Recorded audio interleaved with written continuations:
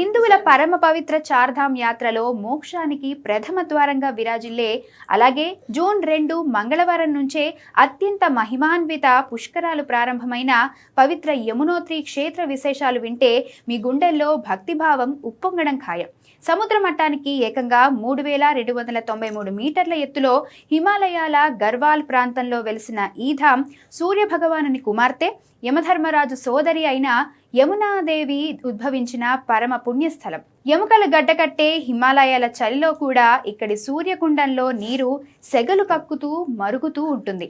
ఓ తెల్లటి బట్టలో బియ్యాన్ని మూటగట్టి ఈ వేడి నీటి గుండంలో కేవలం 10 నిమిషాలు ఉంచితే చాలు, అది అద్భుతంగా అన్నంలా ఉడికిపోతుంది. దీన్నే భక్తులకు ప్రసాదంగా ఇస్తారు.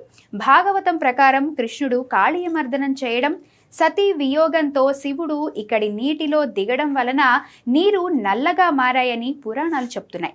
ఏటా అక్షయ తృతీయకు తెరిచి దీపావళికి ఈ ఆలయ తలుపులు మూసివేస్తారు.